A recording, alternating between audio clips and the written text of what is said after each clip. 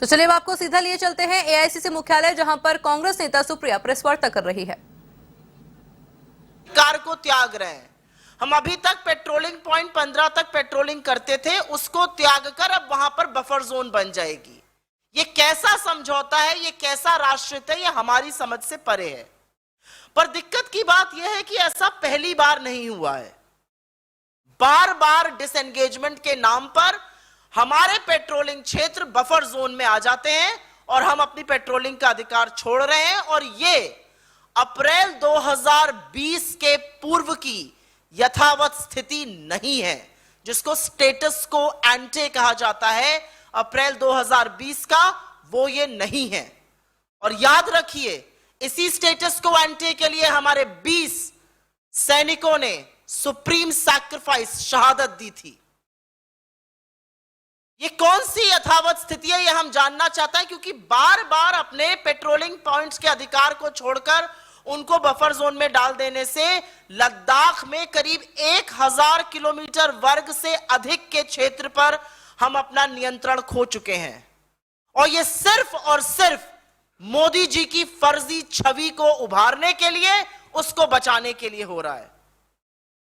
क्या इसमें कोई इत्तेफाक है कि ये जो लेटेस्ट डिसएंगेजमेंट है, जो 16th round core commander talks के बाद और उसके 53 दिन बाद एक स्टेटमेंट के जरिए आया है, क्या ये इत्तेफाक है कि ये डिसएंगेजमेंट जो है ये एससीओ की उस मीटिंग से महज 2 दिन पहले हो रहा है, जब मोदी जी और शी जिनपिंग एक बार फिर गलबहियां करेंगे उज्बेकिस्तान में, एससीओ की समिट में मिलेंगे वहां पर?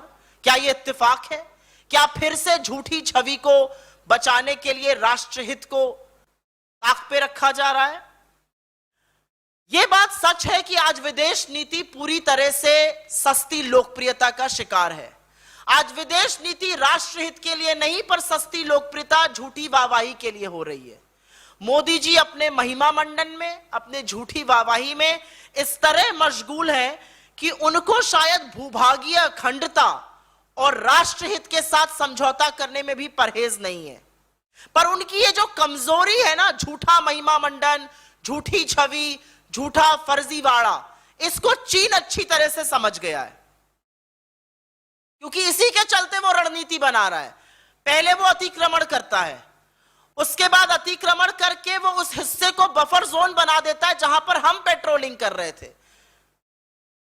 हम पॉइंट ए तक पेट्रोलिंग कर रहे हैं, अब वो पॉइंट ए बफर जोन में आ गया, हमारा वहां पे जाना छूट गया और यहां पे वाहवाही बटोरी जा रही है, वाह मोदी जी वाह। इस कमजोरी को समझने के बाद ही चीन ये धृष्टता कर रहा है।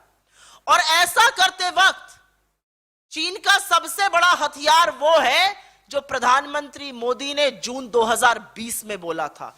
चीन बार बार कहता है, आप ही के प्रधानमंत्री ने तो कहा था कि कोई घुसा हुआ नहीं है। तो सोचिए, चीन हमारे यहां अतिक्रमण करता है, हमें अपने पेट्रोलिंग पॉइंट से पीछे ढकेलता है, और किसके सौजन्य से कर रहा है? मोदी जी के उस झूठे वक्तव्य के सौजन्य से जो उन्होंने बिना पलक झपकाए पूरे देश के सामने बोला था। तो एक बात तो साफ है, प्रधानमंत्री मोदी और चीन का पीएलए एक ही भाषा बोल रहा है। अब इसके बारे में मोदी जी, उनके चरण चुंबक क्या कहेंगे, यह भी देखना है। ऐसा करते वक्त प्रधानमंत्री मोदी को सस्ती लोकप्रियता याद रहती है, राजनीति याद रहती है, लेकिन क्या उनको सेना का मनोबल कमजोर करते वक्त रत्ती भर भी दर्द नहीं होता है? यह सेना का शौर्य और पराक्रम था कि हमने ब्लैक टॉप पे कब्जा किया, आपने सेना को वहां से पीछे हटा दिया। यह सेना का पराक्रम और शौर्य था कि हमने गलवान और पैंगोंग झील पे पेट्रोलिंग करते थे, आपने उन पेट्रोलिंग पॉइंट से उनको पीछे कर दिया है।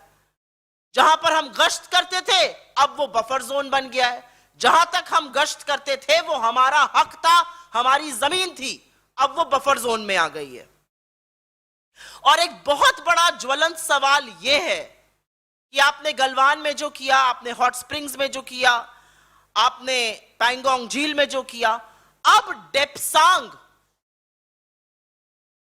और डेमचोक के बारे में बहुत चिंता लोग जाहिर कर रहे हैं, क्योंकि डेप्सांग का जो वाई जंक्शन है, वहीं से हमारे हथियारों की, हमारे सशस्त्र बलों की, हमारी सेना की आपूर्ति का वो रास्ता है। और वहां पर चीन घुसपैठ करके उस वाई जंक्शन पे बैठा है, उसको कैसे ढकेला जाएगा, यह आज बहुत बड़ा सवाल है। और यह बहुत रणनीतिक जगह है हमारे लिए, जिसके बारे में सुई पटक सन्नाटा है मोदी सरकार में। क्योंकि यह साफ है कि इस पूरे माया जाल को रचने के लिए लोगों की आंख में धूल खूब झोंकी गई। क्या बोला गया? हम चीनी ऐप बैन कर रहे हैं। बहुत बढ़िया, आपने चीनी ऐप बैन करी। 31 महीने से हमारे सीमा पर संकट है,